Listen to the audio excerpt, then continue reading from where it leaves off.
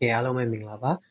ကျွန်တော်တို့ Real Madrid နဲ့ဒီ El Hilal တို့ရဲ့ကလပ်ကမ္ဘာဖလားအုပ်စုအဖွင့်ပွဲစဉ်ကတော့ပြီးဆုံးခဲ့ပါပြီဆိုတော့အားလုံးတွေးကြတဲ့အတိုင်းပဲ Real Madrid ကပြီးခဲ့တဲ့ရာသီကနေထူးမခြားနာသေးတဲ့အနေအထားတစ်ခုမှပဲရှိသေးတယ်ကျွန်တော်တို့ဇာဗီအလွန်ဆိုရဲ့အသင်းအစစ်အမှန်ကိုတွေ့ရဖို့ကတော့အချိန်တစ်ခုတော့ပြီးရအောင်မယ်အထူးသဖြင့်ကွင်းလယ်ပိုင်းအားနည်းချက်ကိုကျွန်တော်သိသိသာသာကိုတွေ့ခဲ့ရတယ်ဗျကွင်းလယ်ပိုင်းကဒီ Toni Kroos လိုမျိုး profile ကစားသမားမျိုးလိုနေတယ်ဗျဒီကွက်လက်ကိုသာမဖြည့်နိုင်သေးဘူးစီအသင်းကလာမယ့်ရာသီမှာလည်းပဲတိုင်ပတ်နေအောင်ပါပဲเนาะ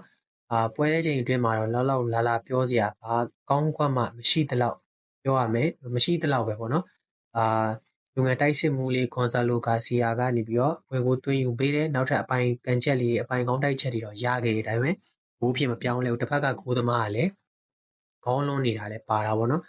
ဆိုတော့ကျွန်တော်တို့ပေးရတဲ့ခြေပါကူကတော့ penalty ပေါ့နော်penalty ကနေရောခြေပါဖို့ပြန်ပေးရတယ်တစ်ဖက်တစ်ကိုးစီတေးကြတယ်နောက်ဆုံးပွဲပြီးကန်ဒီမှာကျွန်တော်တို့ Real Madrid penalty ရခဲ့တယ် Fini Valverde ကန်ချက်ကကောင်းပေမဲ့တစ်ဖက်အသင်းရဲ့ကိုးသမားကလည်းရစင်းပုံလို့ဆိုသိတဲ့အတိုင်းပဲလေနော်တော်တော်ဂိုးဖမ်းတဲ့နေရာမှာ penalty ပုတ်တဲ့နေရာမှာအဆင်တော်တော်လေးကိုပြည်တဲ့ကိုးသမားမျိုးနဲ့တွားတွေ့တော့ penalty ကမဝင်ခဲ့ဘူးပေါ့နော်ဆိုတော့ကျွန်တော်တို့ရဲ့အဖွင့်ပွဲစဉ်ကတော့တစ်ဖက်တစ်ကိုးစီနဲ့ပြီးဆုံးခဲ့ပါပြီပွဲချိန်အတွင်းမှာရှီယာတွေ့ရတဲ့အားနည်းချက်တွေကတော့အများကြီးပဲဆိုတော့နောက်နေ့မှာကျွန်တော်ဗီဒီယိုလေးထပ်လုပ်ပြီးတော့တင်ပေးပါမယ် brother တို့ကရောအဓိကကျွန်တော် Real Madrid မှာဘာတွေပြင်ဆင်ဖို့လိုနေတယ်လဲဘယ်နေရာတွေကိုအဓိကထားပြီးအားဖြည့်သွားဖို့လိုအပ်တယ်လဲဆိုတာကို comment လေးမှာဆွေးနွေးပေးခဲ့ကြပါအောင်Real Madrid ပွဲအားလုံး Real Madrid ပွဲကိုအတူတူကြည့်ခဲ့ကြတဲ့ဒီကိုအားလုံးရဲ့အထူးပဲကျေးဇူးတင်ရှိပါတယ်နောက်နေ့ဗီဒီယိုတွေမှာကျွန်တော်ပြန်ဆုံကြပါမယ်ဗျအားလုံး good night ပါ